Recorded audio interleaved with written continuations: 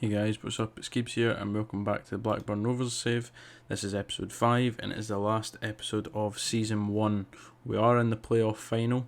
What I want to do is I just want to get into it and then we're going to look at an overview of the season and then what the plans are for next season. So as you can see, we are against Middlesbrough. We beat Fulham in the semi-final, 5-2 in aggregate, 4-0 in the first leg, 2-1 loss in the second leg, and we finally just got there in the end after a season of ups and downs, certainly, but we got there, 5th place in the league and into the playoff finals. Middlesbrough are the favourites. They do probably have the stronger side, but we did beat them twice over the season, so hopefully we can replicate that here. This is the squad we were going to go with, but sadly star striker Ben Brereton is out injured, which is a big loss. We were hoping to be able to play Lewis Travis as well, but he's also out injured. So the option is to play Sam Gallagher or George Hurst. So it's going to have to be Sam Gallagher, because George Hurst, he's only played once for us, He's young, he's very raw. I think he can be a good player when he's hit his potential, but he was brought in on loan just to, give us that depth in case we needed it. But overall, I think we've got a good squad coming out here.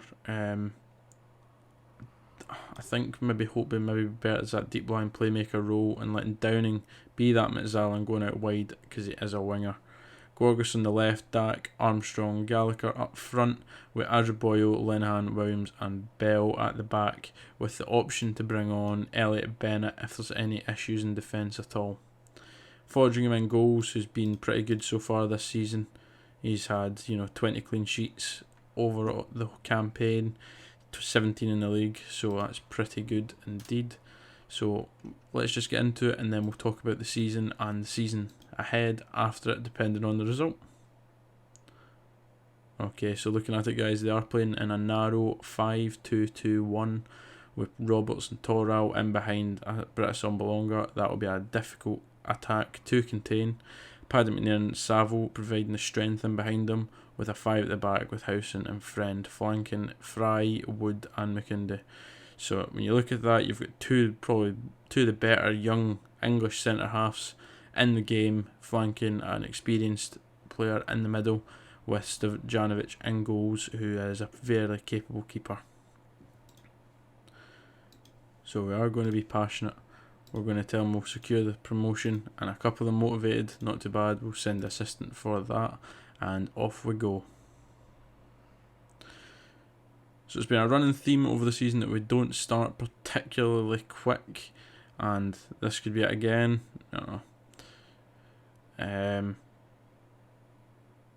Hopefully we can start a little bit better. We're maybe going to give a shout at demand more. We'll wait till after this highlight to see what happens. But they've certainly got the width on us at the back, but a big mistake at the back there. Poor communication, and Sam Gallagher gives us the lead just on the 20-minute mark. Really poor from George Friend here to look all the way back to his keeper. Good pressure from the players, but Sam Gallagher, really good improvisation there. So that's us in the lead. It was a big shock. I'm recording this live, so it's a big shock to me, that one. A bit taken aback by how easily we've gone ahead in this playoff final at Wembley, and hopefully we can continue to go on. Keeping the pressure up here, half an hour in, 1-0 Blackburn. And here comes the corner, Adebayo, and Linehan puts us 2-0 up after half an hour. It looks like we're in control of this, but I'm not going to get ahead of myself just yet. So I'm going to give them a praise because they have played quite well the past 15-20 minutes. Obviously going 2-0 up. Amari Bell with the long throw. Toral, he's got a bit of a pace here and there's no defender covering him. And Foderingham just cannot get a strong enough hand to that to keep it out. That was a really poor counter-attack to concede from. I think it was Lewis Holtby chasing him back. Obviously, Amari Bell covering Sombalonga, but John Toral, a good finish. Foderingham just not really making that a good enough save. So I will just now demand more from them going into the half-time. And it's a good position to be in. We're 2-1 up. It's been a very even game so far at Wembley in the playoff final. So I'm going to guard against complacency because it's been a big issue this season of losing goals late on or early in the second half. So hopefully get that 15 minutes in the bag and hopefully in a good position.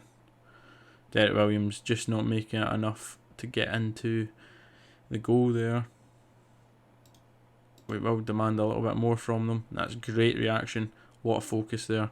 Hope we're not having a good game. We'll keep an eye on that situation going into the 75-minute mark, and we will make 2 substitutions. So we're now going to make 2 substitutions, and those are going to be in the form of Joe Rothwell on for Lewis Holtby, switching him with Downing. And we're also going to bring on Charlie Mulgrew for Derek Williams. And Derek Williams, in fact, what we will do actually is we'll bring on Charlie Mulgrew for Amari Bell, and we'll put Derek Williams out on the left. That now gives us 4 centre halves going into the last 15 minutes of this playoff final, where we're potentially in the first season. I was expecting to wait a little bit longer than this. The first season potentially getting into the Premier League. What we'll also do is we'll give George Hurst, he's a tall lad. We will bring off Gorgas. We will move Sam Gallagher down there, and we'll put Hurst up front as a target man on attack.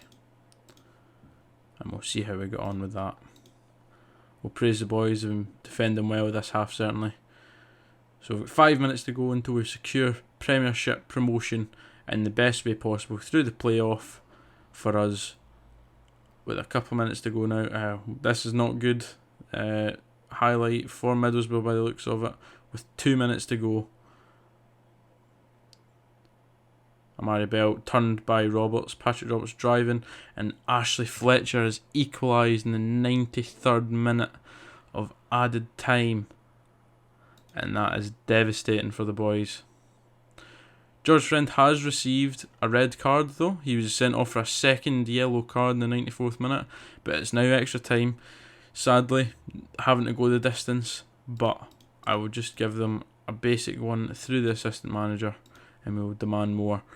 We now have the interesting position, and that's Bradley Dack with Charlie Mulgrew assisting. Sorry for cutting myself off there, but that was brilliant. Charlie Mulgrew, he's always been in the subs, just so he gives us that quality of delivery, and he does it again. I'm going to demand more, because 1 goal, as it's proved already in this game, is not enough to be secure, and hopefully we can get into half time and extra time without any issues. But they do now look to have a highlight, certainly starting with their possession.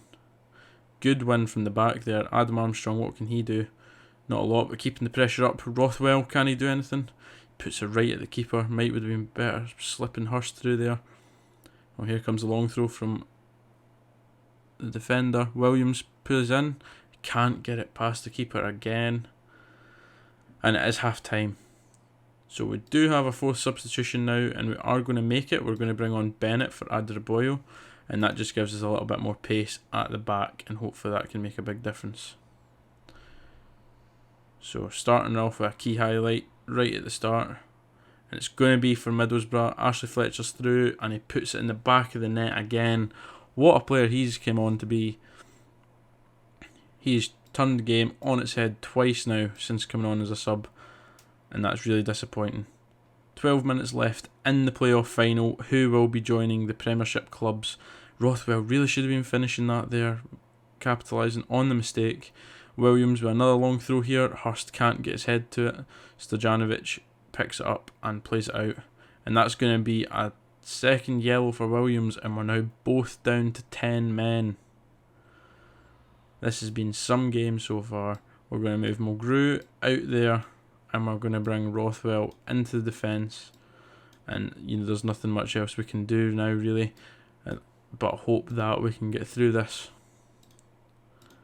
We're going to demand a little bit more from the guys. Hopefully they can maybe push on, get a late goal, but it looks like our fate for the Premiership next season is going to be decided on penalties, guys.